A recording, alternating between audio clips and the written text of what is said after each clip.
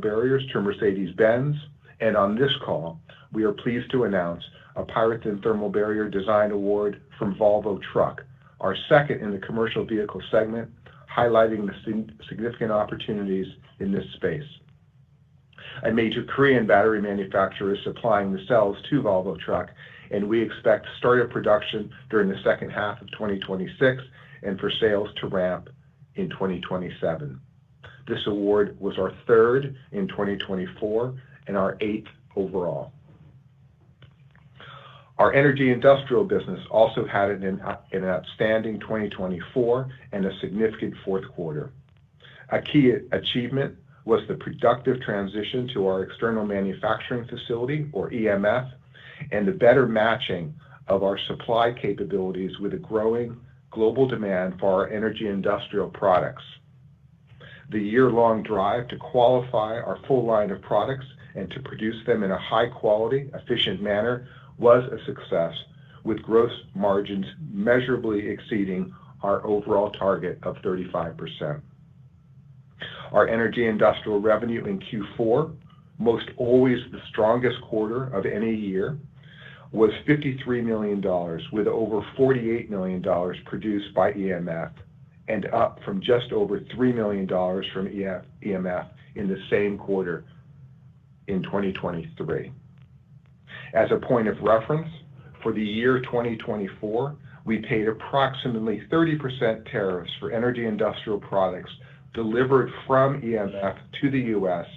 and generated gross margins exceeding 40%. Historically, approximately 40% of our overall energy industrial sales have been made in the U.S. In 2025, we are proactively addressing potential tariff risks through pricing strategies, sourcing optimization, and working closely with our EMF partner to lower product costs. In a world where tariffs are used to accomplish a wide range of national and international goals and can come and go over relatively short periods of time, we believe it is difficult and likely unwise for us to make reactive and substantial structural changes based on tariffs. Overall, we believe the energy industrial business is well positioned for a policy approach in the United States that promotes an intensified focus on energy and power generation. The goal for the energy industrial team is to create shareholder value by consistently expanding the baseload of revenue and profit for the company. Looking back on 2024, we executed successfully three key elements of our strategy. First, the conversion of the East Providence aerogel manufacturing plant to support the growth of the PyroThin thermal barrier business. Second, the transition to our external manufacturing facility to support the growth of the energy industrial business. And third, the financial stewardship to reinforce the strength and flexibility of the company, in part by generating positive net income in 2024 and by finishing the year with over $220 million of cash on the balance sheet. We believe that our strategic execution in 2024 provides the resources and operating flexibility necessary to navigate any near-term challenges and to deliver long-term profitable growth. Looking ahead to 2025, we are taking decisive actions to navigate an evolving environment. Most notably, we have made the decision to cease construction of Plant 2 in Statesboro, Georgia, and will meet long-term thermal barrier demand by maximizing capacity at our East Providence manufacturing facility while utilizing a flexible supply strategy. Our strong working relationship with EMF, which has been vital to our energy industrial segment, provides additional options to support our manufacturing capacity as we scale our businesses. This approach allows us to create capacity in a modular fashion that can more closely anticipate the demand curve and to do so with minimal capital. Other actions we are taking include the reduction of fixed costs by at least $8 million per quarter, which returns us to a level on par with the 2023 run rate. When we shared our 2024 outlook a year ago, we thought we were being aggressive with revenue growth rate approaching 50% and with significant improvement in adjusted EBITDA. We had doubled revenue from 2021 to 2023, and there was plenty of uncertainty around EV adoption rates and the transition to EMF to serve our energy industrial business. As the year played out, our initial outlook proved conservative, with beaten raises in each quarter, culminating in a full-year revenue growth of 90% and a correspondingly high adjusted EBITDA result. As we enter 2025, there are, of course, even more variables at play, and we feel it is prudent to provide an outlook for Q1 alone, at least until the macro environment settles and the rules of the game become more clear. Our lead EV customer, GM, had a robust 2024, and our numbers reflected that level of activity. GM has set 300,000 vehicles as its target for 2025 and reiterated that number again this week.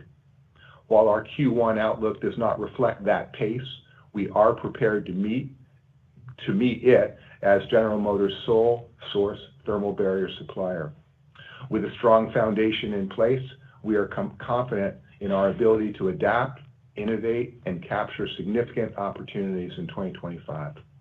Our focus remains on delivering both critical solutions to our customers and sustained value to our shareholders. Ricardo, over to you. Thank you, Don, and good morning, everyone. I'm happy to report another record-breaking quarter on behalf of our team, starting on slide 3. We delivered $123.1 million of revenue in Q4, which translates into 46% growth year over year.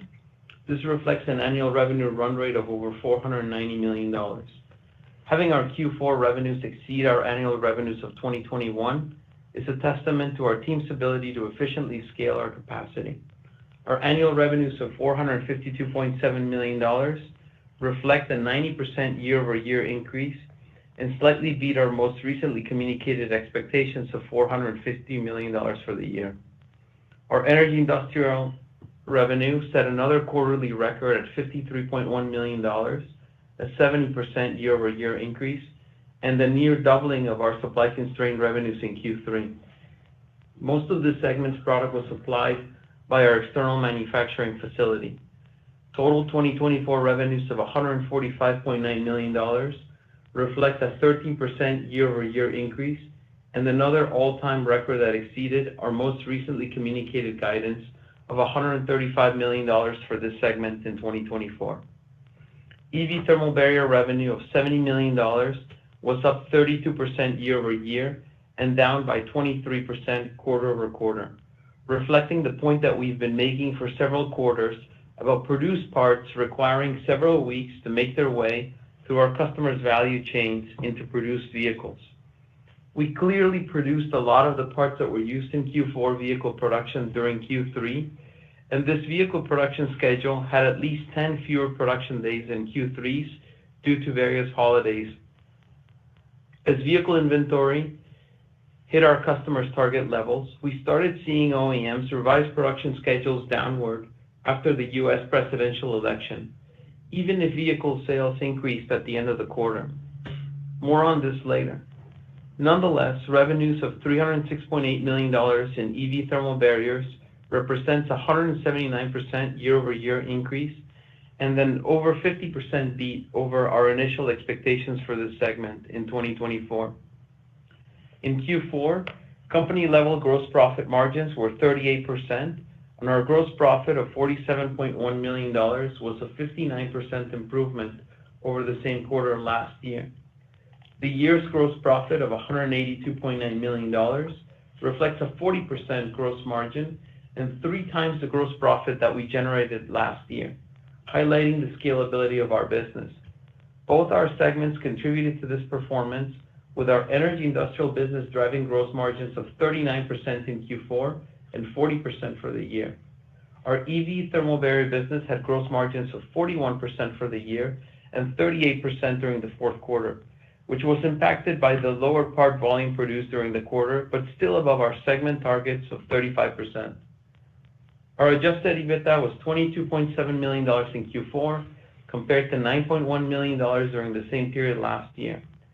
The year's adjusted EBITDA of $89.9 million is $112.8 million higher than 2023's adjusted EBITDA loss of $22.9 million, and very close to our most recently communicated expectation for 2024 of $90 million. As a reminder, we define adjusted EBITDA as net income or loss before interest, taxes, depreciation, amortization, stock-based compensation expenses, and other items that we do not believe are indicative of our core operating performance.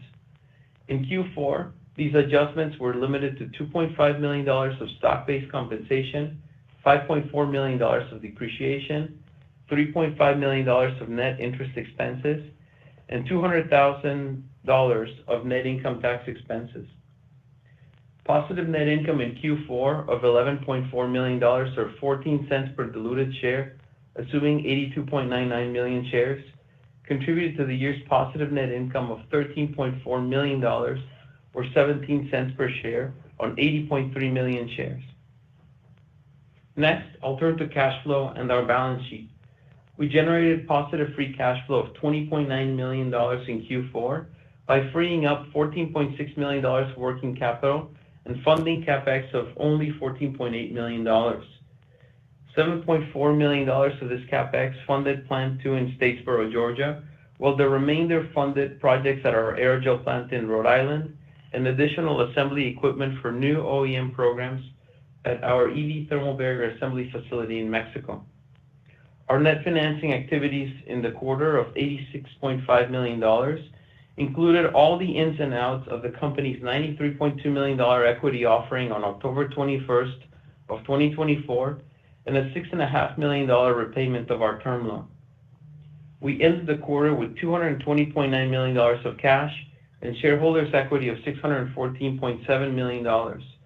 With our business generating positive free cash flow and a lower CapEx forecast, more on this later, we will seek to opportunistically use our cash to optimize our capital structure as we work our way through 2025. Next, I'll turn over to slide 4 and walk you through some of the main differences between what drove our business in 2024 and what we're factoring into our planning for 2025.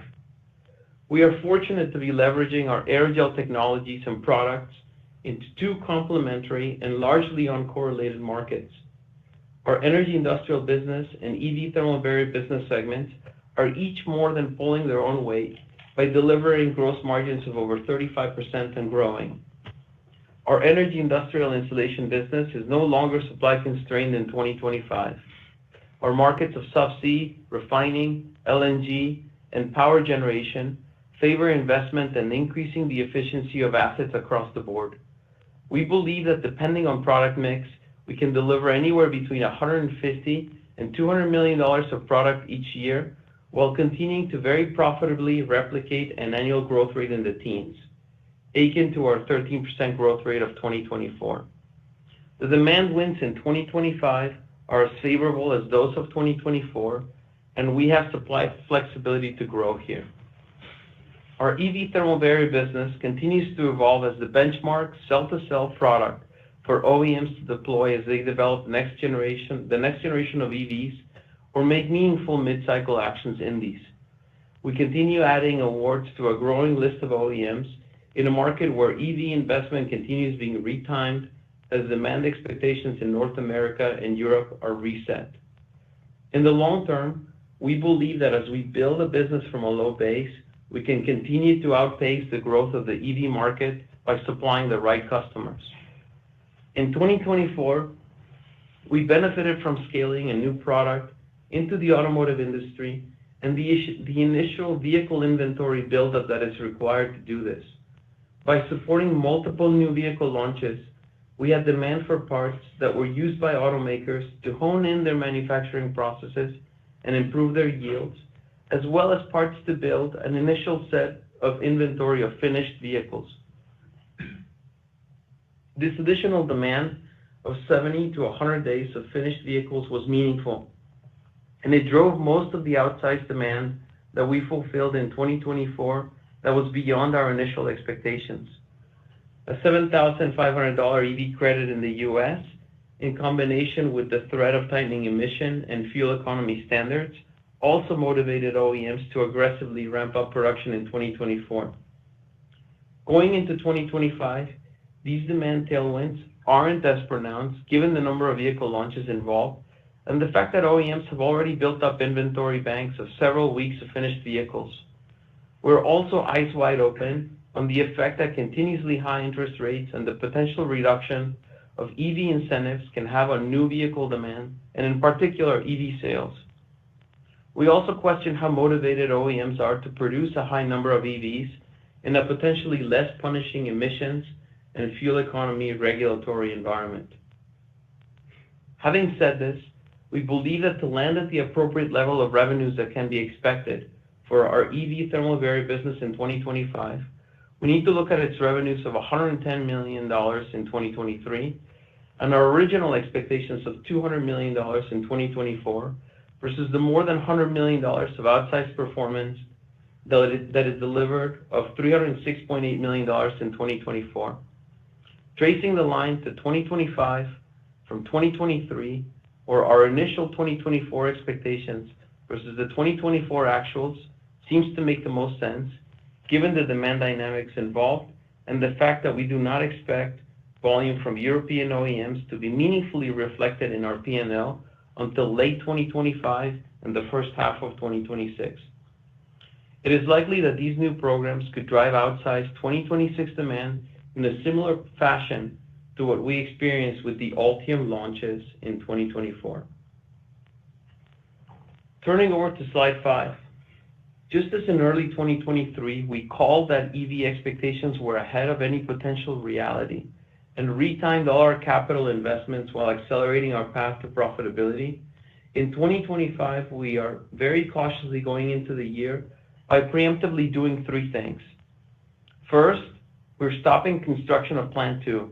We're meeting long-term demand by investing to maximize capacity at our aerogel facility in Rhode Island and supplementing that by leveraging the external manufacturing model that has worked so well in 2024 for our energy industrial products.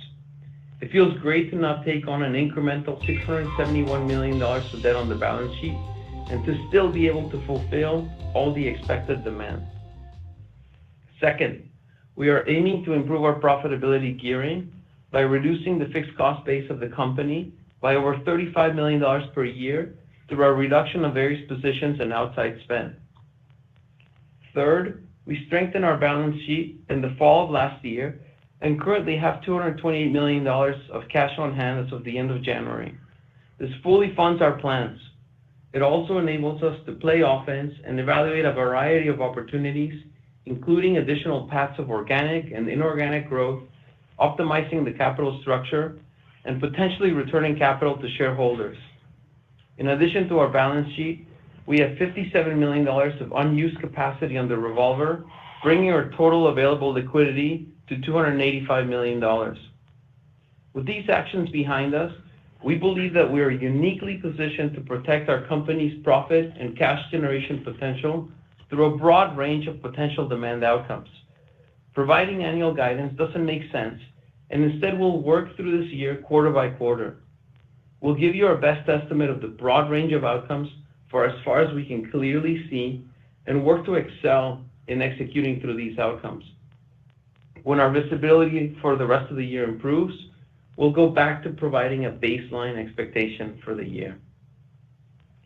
Now, turning over to slide 6 and focusing on Q1 of 2025. We expect total revenues of $75 to $95 million in the first quarter of the year. The revenue split is expected to be of $35 to $40 million for our energy industrial segment, with the remainder covered by our EV thermal barrier segment. Within this revenue range, we expect to deliver break-even EBITDA to $15 million of EBITDA, or a net loss of $15 million to break even on a net income basis. This range also reflects a range of earnings per share from a loss of 19 cents to being approximately break even. While we assess and minimize the cost of demobilizing Plant 2 in Georgia, We are not expecting to invest more than $7 million in CapEx supporting our operations in Rhode Island and Mexico during the quarter. CapEx for the year outside of Plan 2 will be managed to be less than $25 million without including the cost to demobilize Plan 2. We realize that this is a meaningful reset from the levels of the most recent 3 quarters. Q1 represents an inevitable bump in the road and potential low point in the development of our EV thermal barrier business.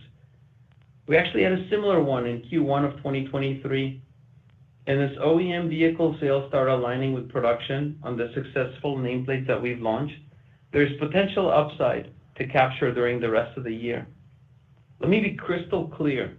We're talking about finished vehicle inventories at General Motors where we are single-sourced, not PyroThin inventories in the value chain, which we have full visibility on. GM had a strong production ramp in 2024 and is targeting over 300,000 vehicles in 2025 if we include the Honda and Acura nameplates. Our guide for Q1 reflects what we believe is a temporary drop in production to reduce finished vehicle inventory levels. With an annualized sales rate in the U.S. of over 270,000 vehicles in Q4 of last year and market share of 19%, it is fair to expect GM to increase production after Q1 to meet its targets and launch 3 additional nameplates. Looking further ahead into 2026 and beyond, new programs will drive and diversify our revenue base in this segment further. For instance, we estimate the Volvo award that Don mentioned adds at least $45 million to revenue per year once it's launched.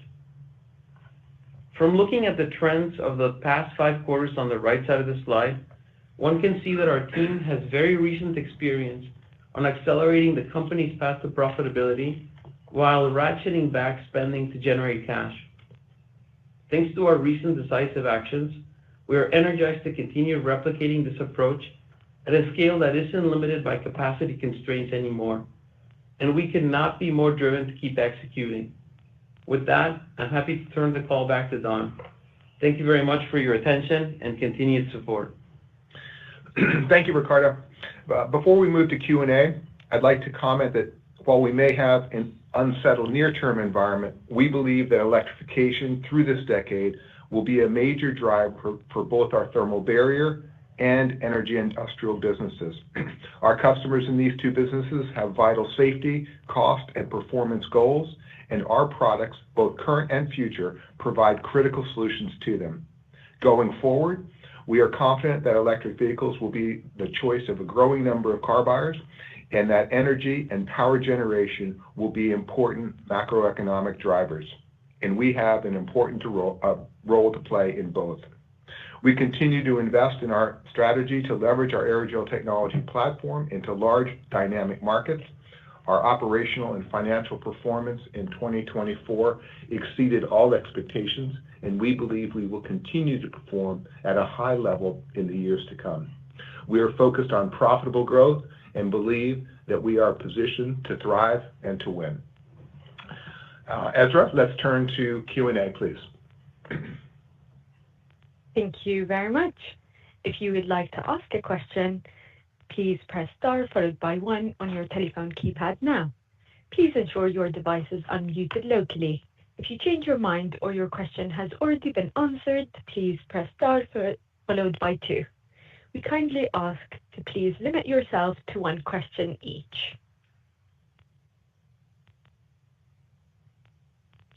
Our first question comes from George Gianarikas with Canaccord Genuity. George, your line is now open. Please go ahead. Hi, good morning, everyone. Thank you for taking my questions. Good morning. So maybe given the change in business strategy, can you just help us sort of quantify and think about what the long-term financial profile / business model looks like? What sort of EBITDA margin can we expect? What sort of revenue capacity? What sort of free cash flow margin do you think the enterprise is capable of producing over time? Thank you. Thanks, George. Yeah, I mean, the margin targets remain unchanged. We want to do everything at 35% plus gross margins and to gear the company to deliver over 20% EBITDA margins. The supply strategy does not change that. And in fact, as you've seen in the energy business, we picked up a couple of points of margin thanks through working with our external manufacturing supply. And so when we look at that for the EV thermal barrier business versus deploying an incremental $671 million of capital, it really is a no-brainer, right? We can more modularly build up the supply source for that. We would not have gotten awards last year and this year if customers were not okay with that. And everything that we've discussed previously about our revenue potential and the pipeline remains the same. It's just that rather than supplying it now with one very large capacity original project, which is what Plan 2 was, we're going to incrementally build the capacity beforehand. And Don and the team was actually in China here a couple of weeks ago, looking at that capacity get built up, and it's just really encouraging to see how that will be there, ready to supply all of this additional demand that we expect in as early as 2026, without requiring additional capital from us. Thank you. Maybe as a follow-up, so is China the jurisdiction in which you'll be building additional capacity for PyroThin, or are you exploring Initially, other yes. geographies, and how much? Okay. Yeah, initially, yes. And for 2026. Sorry, George. Go for it. Okay. No, so these margin targets that you've talked about, those are inclusive of any tariffs, et cetera, in these other from China? That's correct. Thank you. Anytime. Thank you very much. Our next question comes from Colin Rusch with Oppenheimer. Colin, your line is now open. Please go ahead. Thanks so much, guys. With the lower fixed cost, can you just walk us through timing on how we should start thinking about that savings being realized and what the nature is of it? Is that related to some of the scrap getting reduced in the manufacturing process, or is there a process change that we should be thinking about in terms of the production, or is it really just related to migrating some of the production into the contract manufacturing? So the cost reductions that Don and I mentioned, the roughly $8 million per quarter and $35 million that I mentioned, those are actually just structural costs. So we are reducing, we already reduced in the first half of this quarter several positions in the company, looking at overhead in the operations as well as our OpEx spend and external spend. We mentioned that there are basically $3 million of restructuring charges that we expect to impact us here in Q1, and those are reflected in the guidance. But then from Q2 onwards, that's when we can start expecting these $8 million of savings from the fixed cost base, not material costs and other parts of the P&L. We're in essence bringing the fixed cost structure of the company back to the levels that they were in roughly Q4 of 2023.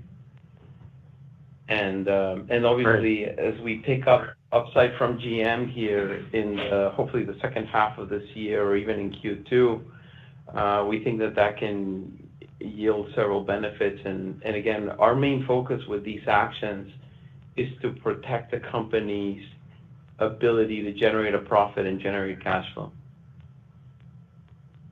That's super helpful. And then from a customer perspective, you guys have been out, working with customers for a number of years now. I'm curious about, not just with the pricing dynamic, but just in terms of the product development and integration into new vehicles. Are you seeing any sort of acceleration in the sales cycle, any slowdown, and any commentary around, kind of previous expectations for ramp with some of these European OEMs and timing of those production schedules would be helpful. Yeah, we see acceleration in adoption interest, but deceleration when it comes to ultimately the OEMs making the sourcing decision and launching these nameplates, right? With the Europeans, I think we all know what's going on at Northvolt. It's worth highlighting that our award with Audi and Scania was originally intended to be supplied with Northvolt cells. We're actually in the middle of validating, the Plan B cell source for those programs, and just reiterating what I mentioned in my remarks, we do expect those guys to launch here towards the end of this year and in the first half of next year. Great. Thanks so much, guys. Thanks, Scott. Thanks, Colin. Thank you very much. Just as a reminder, we kindly ask you to please limit yourself to one question only. Our next question is from Eric Stein with Craig-Hallum. Eric, your line is now open. Please go ahead. Hi, Don. Hi, Ricardo. Eric. Hey, Eric. Good morning.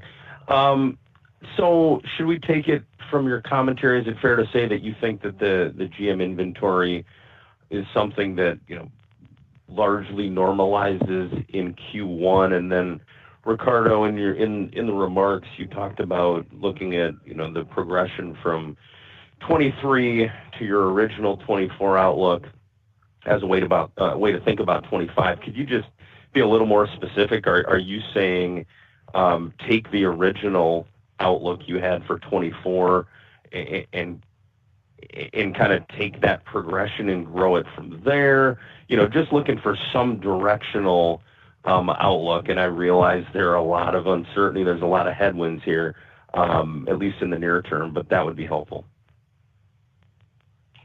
Yeah, the way we look at it is this way. Regardless of what General Motors is saying around their production targets and how many vehicles they're going to wholesale this year, we estimate that there were about 83,000 units sitting in inventory at the end of the year. And then, we're dealing with the reality here, right? The production schedule is something that we get for 40 weeks out. In the near term, it's pretty accurate, and we started to see that come down here in December and January. And when we look at the inventory levels, it's easy to understand why. When it comes to picking out the right level for the year, the reason why in my remarks I point folks to looking at our original expectations for last year, which were basically of $200 million, so doubling our 2023 levels. Using that as a jumping off point for then trying to size out 2025 makes more sense versus using the outperformance of $100 million on top of the $200 million that we were originally expecting for last year. So I think that the number can still be higher than what we delivered last year if General Motors truly gets to the 300,000 unit level. But just based on the demand for parts and this inventory bank of vehicles, we just don't see it in Q1. And in Q2, it'll likely start ramping up again. But given the environment, given the $7,500 credit, that all of those incentives that were so strong prior to the election for these OEMs to just build, incentivize, and clear out EVs and offer cheap leases are not as prevalent here in 2025 or as clear, right? And so while if GM gets to 300,000 vehicles plus more, if we actually include the Honda and the Acura nameplates, we'll be ecstatic, right? It'll be a better year than last year. That's just not what we're seeing in Q1. Got it. So to clarify, jumping off point, you're just saying $200 million is a fair place to start, and then make your judgment about how the remainder of the year plays out. Correct. I mean, we doubled 23 to 2024, right? Then we almost doubled that again, right? And I think the growth rate for 25 could be somewhere in between, where we would have ended up in 2024 with our original expectations and doubling, right? Very helpful. Thanks. Anytime. Thank you. Our next question is from Chip Moore with Roth. Chip, your line is now open. Please go ahead. Good morning. Thanks for taking the question. I would ask on Statesboro, the capital you've deployed there, can you use some of the assets? How much capital is stranded and some of the equipment on the ground? What are your plans there? Some of it we are moving to Rhode Island to increase the throughput of that facility, particularly some post-processing equipment. And then the rest, as we mentioned in the press release and in our remarks, I do think there's a lot of value there, and we'll work to capitalize on it. And there's the potential to send some of the equipment to the external manufacturing facility as well, which we'll be evaluating. But that's all happening now as we speak. Ricardo, and for this sort of modular strategy and adding capacity as you need it, is there a thought on how quickly you can do that and stage that? Obviously, I would assume it was faster with external partners, but how do you think about that sort of staging? Yeah, I mean, again, going back to what we covered with George, in essence, I mean, we had to find a supply source for 2026. If you recall, Plan 2 would not have been available until 2027. And so the facility that would supply this is being built right now as we speak, Don, and the team was there in January. And the speed with which things get done there is really incredible. So the goal is to have this facility online, ready to supply in 2026. Got it. And if I could sneak one last one in, back to capital and maybe getting some more from Statesboro. You mentioned, organic and inorganic potential uses of capital. Just expand on that, and then even return of capital, buyback, or what are you thinking about there? Thanks. Yeah, I mean, I think we obviously want to see how the rest of the year plays out, and even though we're playing it safe here in Q1, there's no denying to the fact that we're sitting on $228 million of cash, right? And so we have several R&D efforts that we could lever up on. If you take this strategy of mission-critical materials that solve key problems where you can generate 35% gross margins, we do see several opportunities in that space.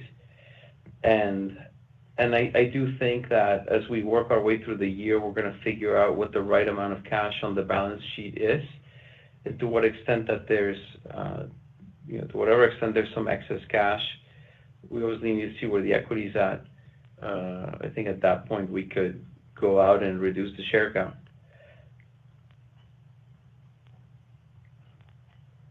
Thank you very much.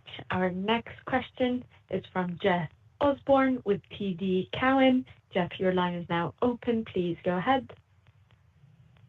Yeah, thank you. Maybe just following up on a couple of the questions before. As it relates to the annualized capacity with moving the Georgia equipment to Rhode Island and also the EMF expansion that Don saw in China, can you just give us an update on what that annualized capacity will be in 26? And then Adjacent to that, or in relationship to that question, what is the process for qualifying Chinese-made PyroThin product with GM and others? Is that a requalification, rebidding, repricing process, or do they not care where it's made?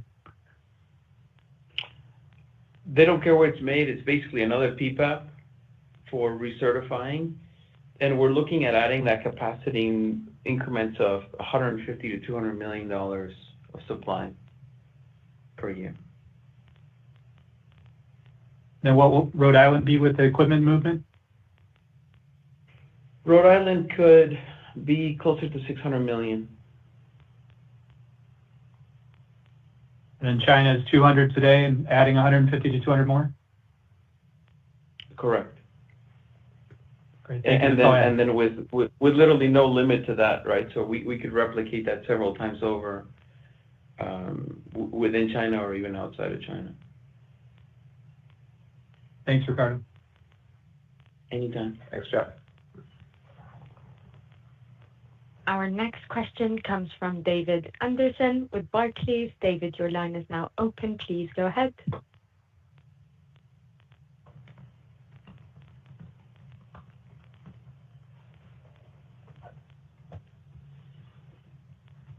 David, could we double check you're not muted at all?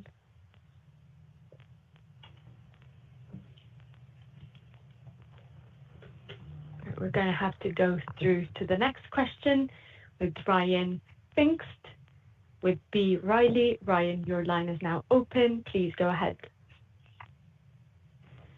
Yeah, hey guys, thanks for taking my question. Hey, Ryan. For the Volvo, hey Ricardo, for the Volvo commercial trucks program, could you give us an idea of CPV there and just broadly, and you touched on it earlier, but do you see additional wins coming here in the near term, or are OEMs maybe taking a wait and see approach as policy changes take hold?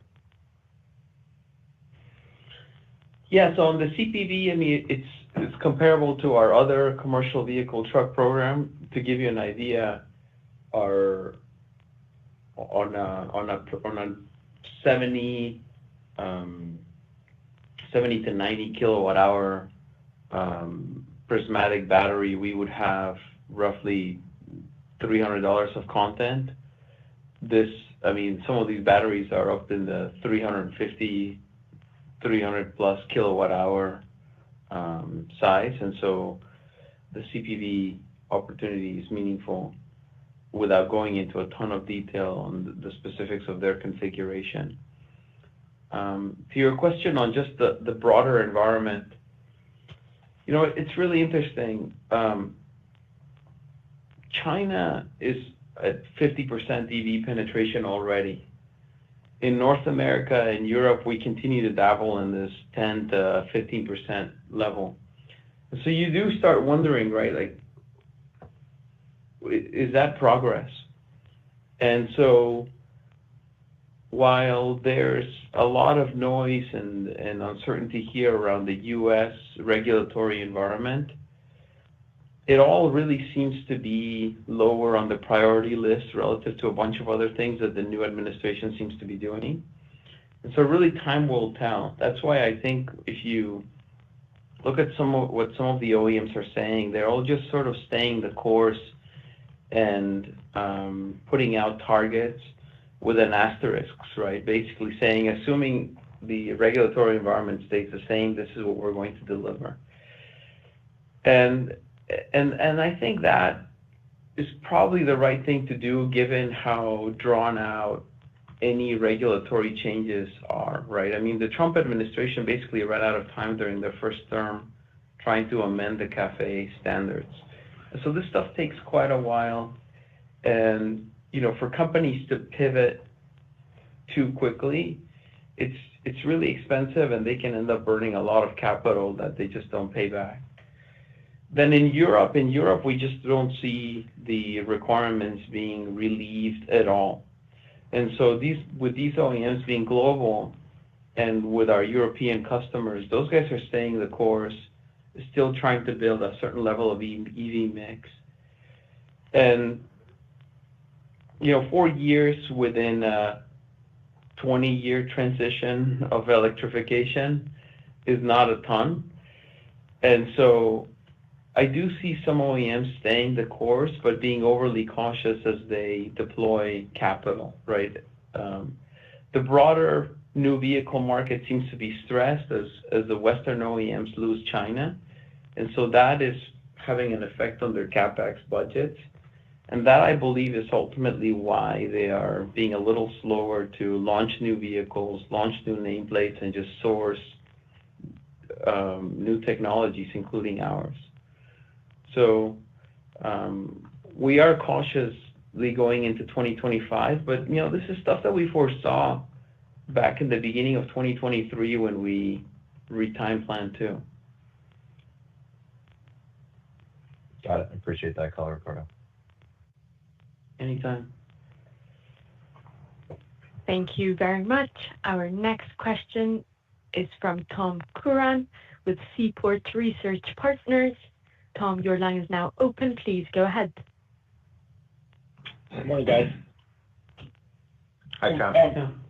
Just to clarify, Ricardo, try to put a fine point on it.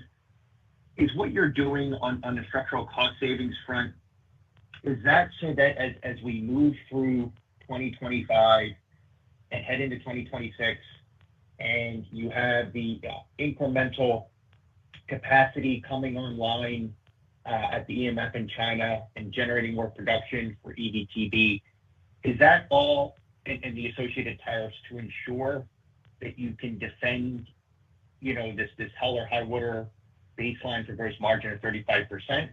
Or is it expected to actually generate upside and take you to a new higher run rate for gross margin?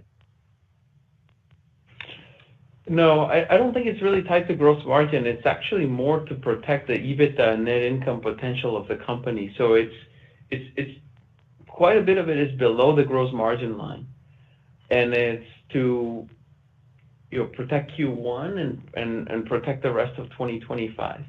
Some of this is also just general housekeeping, right? When you go through an expansion as the one that we did, you sit back and realize that some positions were critical and some you could do without. And we just thought that it'd be prudent to do that early on going into this year, regardless of the demand and supply outcomes. Tom, I would just reiterate or emphasize, if I could just emphasize one point. When we talked about the $8 million per quarter, we've completed those actions. I thought by your question you might be suggesting that we were going to do it over the course of the year. These actions have been taken. Got it. So it's all done. It's been fully implemented, and you're 100% there as of Q2. Exactly. That's correct. Okay, great. Helpful. And then shifting to EI, Don, could you share some color on how the LNG end market is shaping up for 2025? Do you expect it to account for at least 30% of EI's revenue in 2025? And then how we might see the mix between U.S. and international revenue evolve over 2025 for EI? Yeah. So the LNG business, Tom, we know is strong. It was strong in 2024, and I think in this new environment, it's poised to be yet even stronger. And I do think cryogel, our cold processing materials, are headed to 30%. They're not quite there yet. In terms of the split geographically, as I said in my comments, about 40% historically has been U.S. based. It's interesting, some of our larger LNG projects are located here in the U.S., so it's possible that number can shift around. But our business in the other regions is strong as well. So I don't mean to suggest that will be a meaningful or dramatic change, I guess I should say. But we're in good shape in this business. Of course, some uncertainty on the EV side. The flip side of there is, some pretty clear tailwinds on the energy industrial side. And by the way, it's terrific to be able to be unconstrained in our capacity for that business here in 2025. Understood. I appreciate your taking my questions. Thanks, Tom. Thank you very much. We currently have no more questions. That marks the end of our Q&A session. I will now hand back over to Don for any closing remarks. Thank you, Ezra. We appreciate your interest, as always, in Aspen Aerogels, and look forward to reporting to you our first quarter results in early May. Be well. Have a good day. Thank you. Thank you very much, Don. And thank you, Neil and Ricardo, for being our speakers today. Thank you, everyone, for joining. We appreciate your participation. You may now disconnect your lines. All right, guys. Good morning. Good morning. Let's look at this Aspen chart, and I'm just going to summarize a couple of thoughts. And, I'm digesting this info just like you guys are. But I had said in my video this weekend, and Mediocre and a bunch of other people, that what was going to happen with Aspen after this earnings announcement was largely going to be dependent on two things: the second plant and any guidance they could give us for 2025, because things had got really frothy in the price based on very high expectations. Well, those expectations just got a little bit of slap in the face. But what I like is the company's on a good financial footing. And I keep on hearing from this management that they are very attuned to cost management. When I compare that to something like an AMC, I don't hear them talking about it, cost management, to the extent that a company like Aspen does. Maybe just because, different business lines, manufacturing people maybe more or attuned to that. Now, I come from a manufacturing environment, 15 years in high tech. And when we had headwinds, we went into full court press, cost cutting, lay off people, yada, yada, yada. And I see Aspen doing that. I'm hearing them saying that they're doing that. And that's why they didn't move forward with the second plant. So that is good management judgment, I think, to be cautious. And there's not much they can do about Trump getting rid of the EV credit, and EV manufacturers maybe slowing down their production into the next year. We'll just have to see how that all plays out. Obviously, if the EV market continues to grow or picks back up at some point, then that would be bullish for Aspen. But it's not like it doesn't appear to me, and I'm going to dig deeper into the 10Q over the next day or so, but this isn't a hair on fire company like they're going bankrupt or anything like that. Just a setback on expectations. So the price adjusted down, and maybe that was an overreaction due to low volume after hours. So we will really see when the market opens. But yeah, we were talking about this in the Discord last night, and some of us grabbed some down there at those lows you see on the chart, $7.50, $8. We will have to see if that was a good doubling down strategy or not. But I'm not too worried about Aspen. My sizing on Aspen, was pretty cautious. I know some people went very aggressive into this, even with options trades.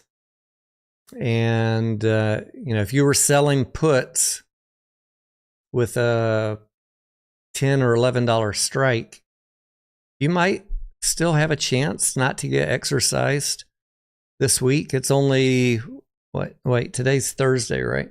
Well, we got 2 days to see if the price comes up. And if it doesn't, then you get shares. If you get assigned and you buy the shares, there are other ways out of that. You could trade out of it. You could sell covered calls. I'm sure there's going to be some of our bigger traders working through those issues. So if that also describes you, feel free to ask questions in the Aspen group in the Discord, and we'll share our thoughts of what we're doing and what we're thinking.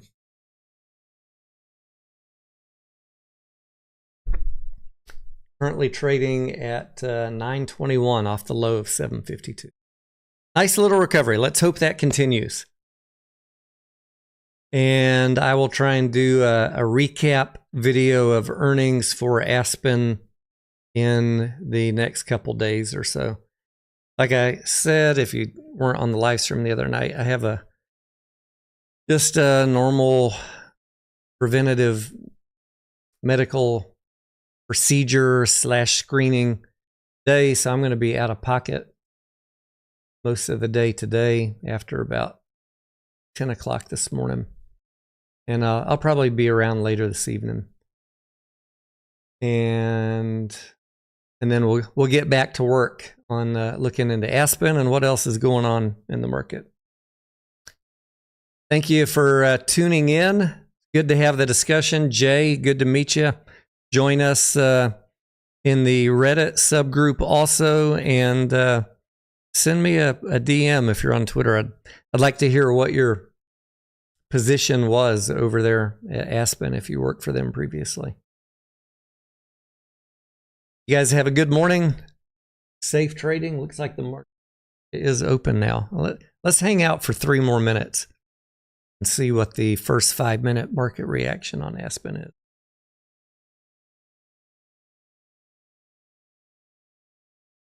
Let's see what happens here.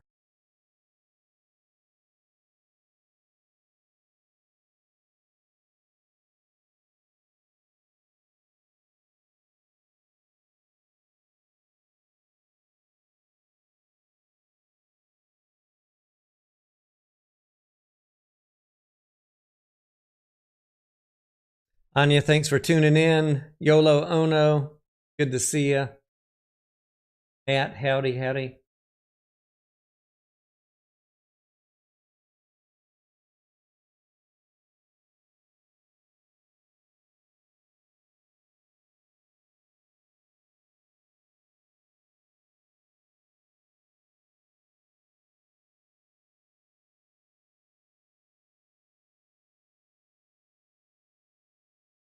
Jay, I don't know why you got timed out by Streamlabs, other than maybe the 7.xx. It might have thought that was some porn spam.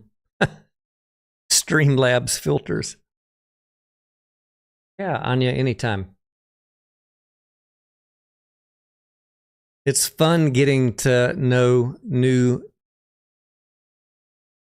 companies and new industries that maybe we wouldn't have normally been exposed to. I kind of like this one as a EV play that's not $500 like Tesla. I guess another question I would have for Jay is if he has any insight of Aspen moving into other OEMs besides GM. Like what's the growth potential for a company like Aspen?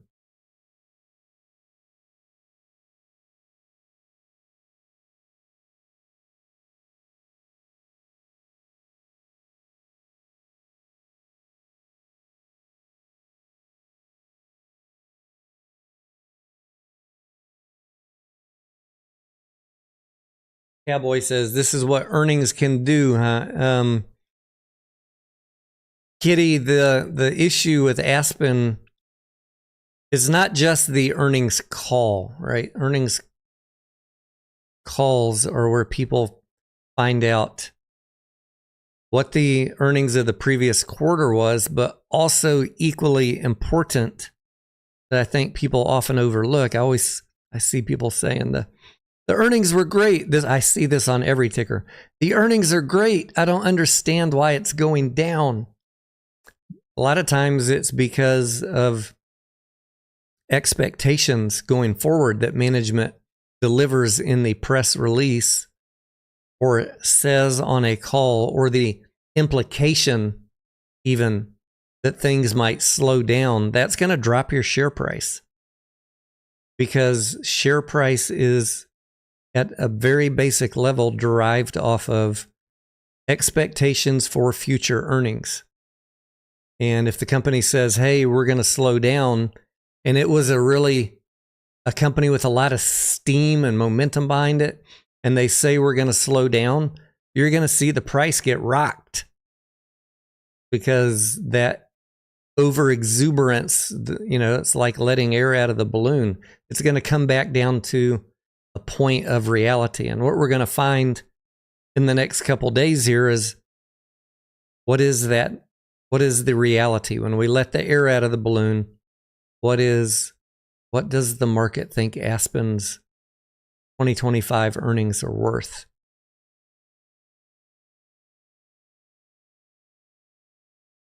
And then as quarters click through this year, if they increase the guidance or things don't go well, whichever way the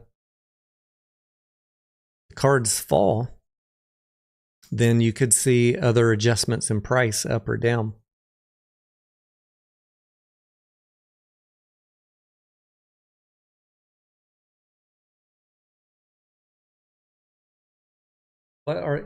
Kitty is asking, what are the main numeric indicators of management expectations in the future?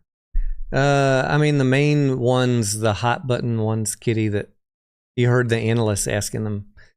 Obviously, there's revenue, but they want to know things like EBITDA, net income, and cash flow.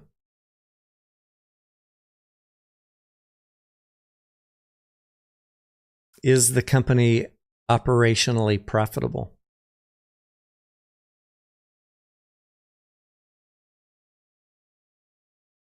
And what are the margins? What are the profit margins? And what is management's gut feel on how things are going to go? And they basically said EV companies are pulling back, and the Trump administration is not helping that. So we need to give it some time and see if that becomes the new norm, or if something changes where EVs start picking back up.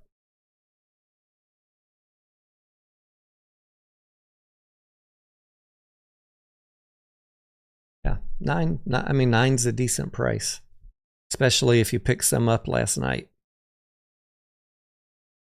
I went in light before earnings because of the EV tax credit and not knowing what was going on with the plant. So that, for me, that was a good opportunity to increase my position size down around $7.50, $8. So I'll be okay. But if you were only betting super bullish, you might be an investor for a while. Let's put it that way. We might be in for a ride while they weave their way through 2025 and see how things shake out. But maybe we get back up to $10 today. Let's see.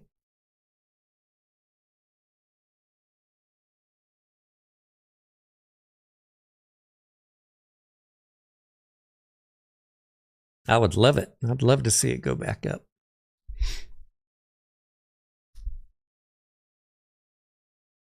All right, I'm going to go check on my other stonks before I got to get ready to get up out of here.